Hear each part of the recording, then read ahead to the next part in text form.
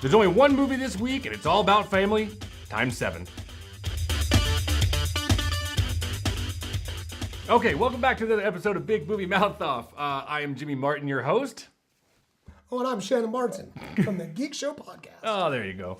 There's only one movie this week, and it's James Wan's taking the director's seat in the franchise of all franchises. Yeah. Fast and Furious. It is Furious 7. Well, frankly, Jimmy, you don't need any more movies this week. This is all the movie you need. I would agree. Because after this, I had to take a breather.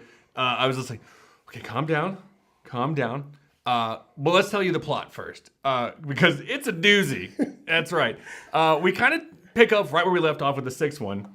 That's right. The sixth one, Jason Statham is Luke Evans' brother. So he's his brother. They took him out in the first one. And then now Jason Statham is pissed. And he wants to take out Vin Diesel, Paul Walker, and the whole crew. Ludacris, Tyrese is in there. Michelle Rodriguez. He wants them all dead. Well... And he's a Terminator. Or Black Ops, one of the two. He's got the emotional range of a Terminator, I'd say. Yeah. So that's going on. Then, Kurt Russell steps in, and he's like, hey, I need this device that can locate anybody in the world. It's called the God's Eye. But you have to go to another country and basically hijack a bus and basically rescue a hacker by the name of Ramsey. Right. So they do that. And of course, how they decide to do it is, well, we'll just parachute our cars out of the plane. Because it's Fast and the Furious. Right. Come on. And then, that's nothing to that because, they get the girl and she's like, well, I don't have it because I sent it to Abu Dhabi. So now we got to go over there and deal with that. And we're going to drive our cars through, the skyscrapers in there.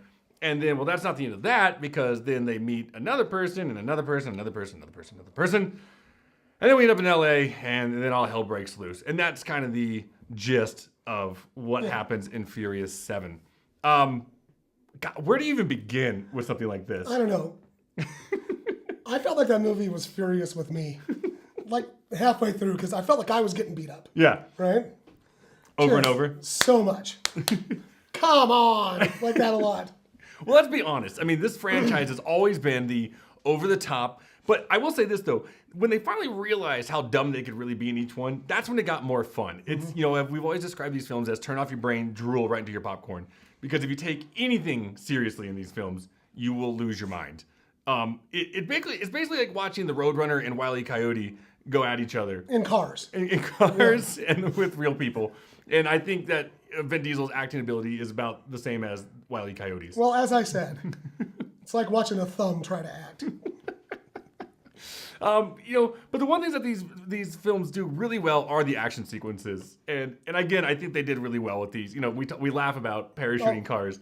It was fun. Right. Ridiculous. I mean, take a drinking game. Every time you sit there and go, no. Are you kidding me? Have these guys heard of physics? You get the book out. No, that's not going to work. It won't work. It's not going to work.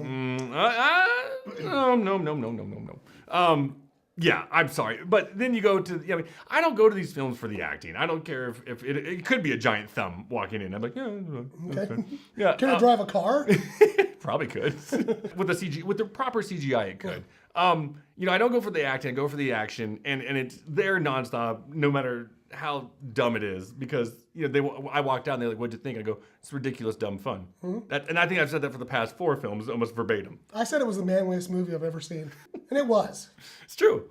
It's true. I looked around the press, the critics lines, and I think there was one girl in there. Yeah. And I was just like, because I asked my wife, "You want to go see it?" Oh.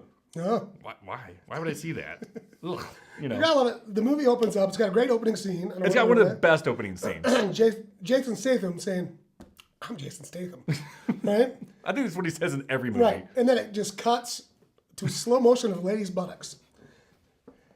Have another drinking game for you. Every time there's a gratuitous butt shot, just go gloop. And I think you like with that, and then every time you said, "Oh my God," I think you'd be dead in 35 minutes. Yeah, maybe. Here's my favorite thing: the biggest plot hole in the whole thing. The one. The one you could drive a car right through. We gotta find the brother eye. Yeah. Right, because the God's eye. The God's eye. We gotta. Oh, God's eye. Yeah. We gotta find Jason Statham. No, you don't. Just stand there. He keeps walking up to you. He keeps finding you no matter if it's plausible or not. Dunk, dunk. Yeah. Dunk, dunk. I mean, we joked about in the last one where like the runway was 27 miles long. This one, in the bus sequence, you and I looked at each other like, who's driving the bus? Because you keep going, you know, half of and it. why doesn't the guy stop the bus? Yeah, I would just like stop and like do like the little bit like, nope, I'm out. You guys handle this. Yeah. And then wherever we said it, all of a sudden he's like, back of the head shot. Pop. Like, you could have left an hour ago. Yeah. You would have been fine. Again, you can't take these films seriously. And you know, and the worst part is, like I said, it's the worst soap opera on the big screen. I mean, God, there's 7 of them. No franchise does this except for like the Saw movies and like Paranormal Activity. Right. So like the fact that they just keep drawing this out, and I will give them credit for tying in Tokyo Drift with it, which had nothing to do with it. And thank God for that. Yeah. So I'm in there. I'm like, how do you rate something like this? And I think I'm at like, you know, for the stupid fun. God, you kind of have to boost it up a little See, bit. I'm going to give it 2 ratings. 2? Okay. Yeah. Well, you want to start it? Sure. Sure. The intellectual side of me You better say 0. gives Furious 7 about half a star. The beast that dwells in me and inside of all men, Unleash the Beast. 3.5. Oh, there you go. Yeah, because it was ridiculous. Well, if I should follow that rule, Uh-huh. I mean, intellectually wise, I'd have to say 0 because I'm like, no, none of this is no. Right. The Spock was like, But the man, illogical. yeah,